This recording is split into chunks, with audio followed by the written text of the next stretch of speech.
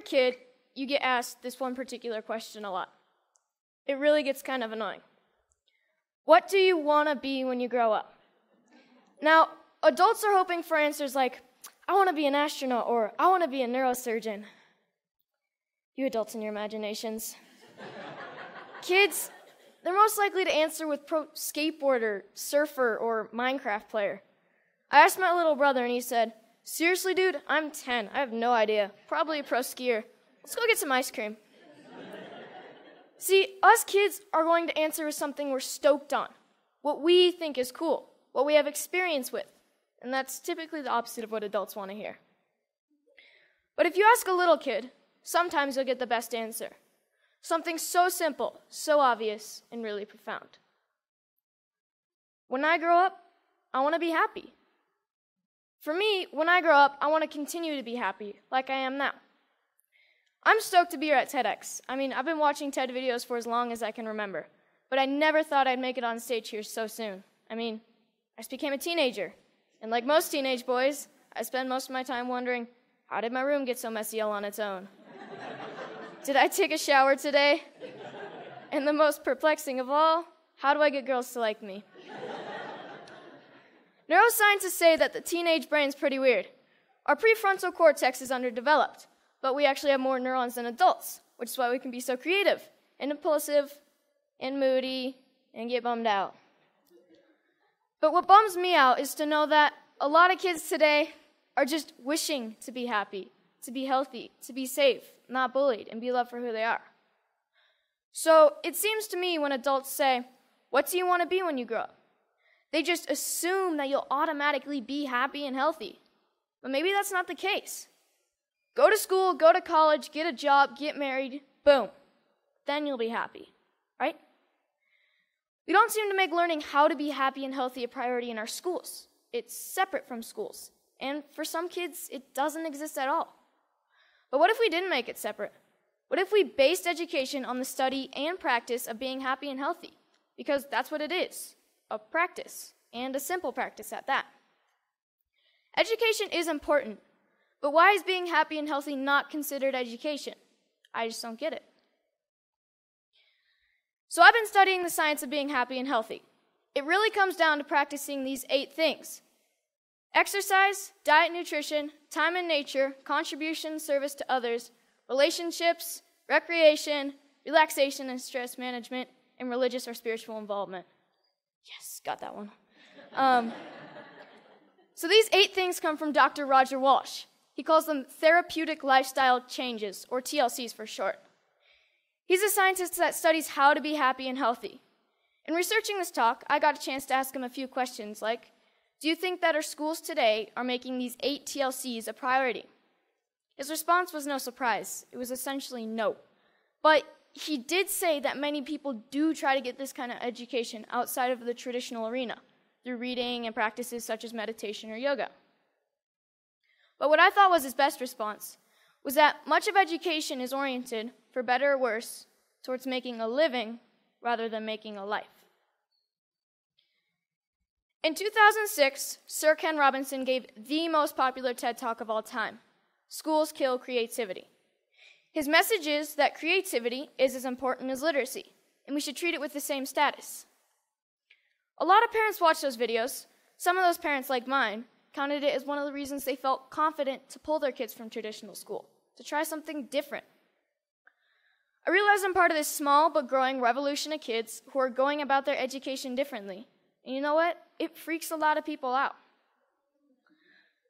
Even though I was only 9 when my parents pulled me out of the school system, I can still remember my mom being in tears when some of her friends told her she was crazy and it was a stupid idea. Looking back, I'm thankful she didn't cave to peer pressure, and I think she is too.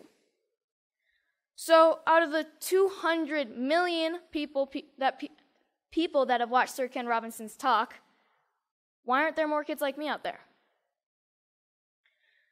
Shane McConkey is my hero. I loved him because he was the world's best skier. But then, one day, I realized what I really loved about Shane. He was a hacker. Not a computer hacker. He hacked skiing. His creativity and inventions made skiing what it is today, and why I love to ski. A lot of people think of hackers as geeky computer nerds who live in their parents' basement and spread computer viruses. But I don't see it that way. Hackers are innovators. Hackers are people who challenge and change the systems to make them work differently, to make them work better. It's just how they think. It's a mindset. I'm growing up in a world that needs more people with the hacker mindset. And not just for technology. Everything is up for being hacked, even skiing, even education. So whether it's Steve Jobs, Mark Zuckerberg, or Shane McConkey, having the hacker mindset can change the world. Healthy, happy, creativity, and the hacker mindset are all a large part of my education. I call it Hackschooling. I don't use any one particular curriculum, and I'm not dedicated to any one particular approach. I hack my education. I take advantage of opportunities in my community and through a network of my friends and family. I take advantage of opportunities to experience what I'm learning, and I'm not afraid to look for shortcuts or hacks to get a better, faster result. It's like a remix or a mashup of learning. It's flexible, opportunistic, and it never loses sight of making happy, healthy, and creativity a priority. And here's the cool part, because it's a mindset, not a system. Hackschooling can be used by anyone, even traditional schools. So, what does my school look like? Well, it looks like Starbucks a lot of the time. But, like most kids, I study a lot of math, science, history, and writing. I didn't used to like to write because my teachers made me write about butterflies and rainbows, and I wanted to write about skiing. It was a relief when my good friend's mom started the Squaw Valley Kids Institute, where I got to write through my experiences and my interests, while connecting with great speakers from around the nation, and that sparked my love of writing. I realized that once you're motivated to learn something, you can get a lot done in a short amount of time, and on your own. Starbucks is pretty great for that. Hacking physics was fun. We learned all about Newton and Galileo, and we experienced some basic physics concepts like kinetic energy through experimenting and making mistakes. My favorite was the giant Newton's cradle that we made out of bowling balls, bocce balls. We experimented with a lot of other things like bowling balls and even giant jawbreakers. Project Discovery's ropes course is awesome and slightly stressful. When you're 60 feet off the ground, you have to learn how to handle your fears, communicate clearly, and most importantly, trust each other. Community organizations play a big part in my education. At High Fives Foundation's Basics program, being aware and safe in critical situations, we spent a day with the Squaw Valley Ski Patrol to learn more about mountain safety. Then the next day, we switched to science of snow, weather, and avalanches.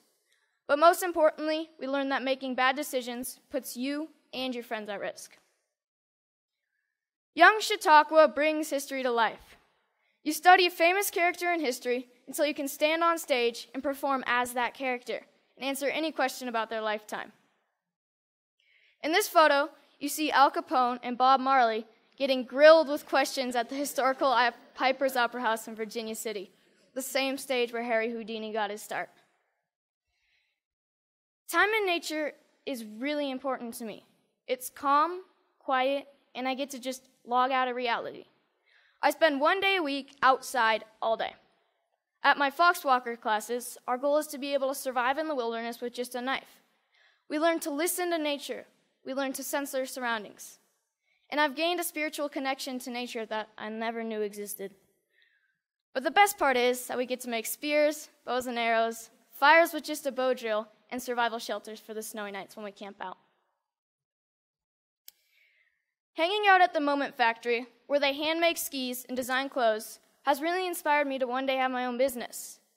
The guys at the factory have showed me why I need to be good at math, be creative, and get good at sewing. So I got an internship at Big Truck Brand to get better at design and sewing. Between fetching lunch, scrubbing toilets, and breaking their vacuum cleaner, I'm getting to contribute to clothing design, customizing hats, and selling them. The people who work there are happy, healthy, creative, and stoked to be doing what they're doing. This is by far my favorite class. So this is where I'm really happy. Powder days. And it's a good metaphor for my life, my education, my hackschooling. If everyone skied this mountain, like most people think of education, everyone would be skiing the same line, probably the safest, and most of the powder would go untouched. I look at this and see 1,000 possibilities. Dropping the cornice, shredding the spine, looking for a tranny from cliff to cliff. Skiing to me is freedom, and so is my education. It's about being creative, doing things differently. It's about community and helping each other. It's about being happy and healthy among my very best friends. So I'm starting to think I know what I might want to do when I grow up. But if you ask me, what do I want to be when I grow up? I'll always know that I want to be happy. Thank you.